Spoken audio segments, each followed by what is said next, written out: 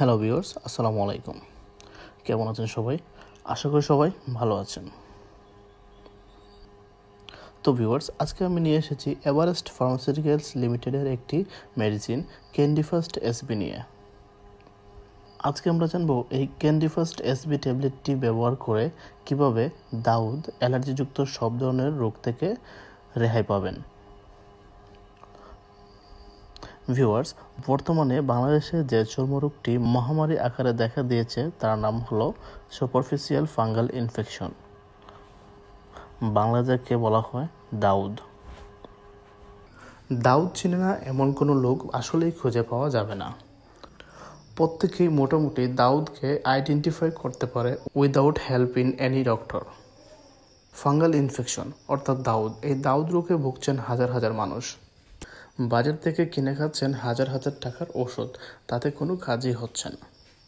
তাদের জন্য Everest pharmaceuticals limited বাজারে নিয়ে এসেছে ক্যান্ডিফার্স্ট এসবি নামে চমৎকার একটি মেডিসিন, যা মানুষের শরীরে যে কোনো ধরনের অ্যালার্জিজনিত সমস্যা সমাধান এনে দেয়।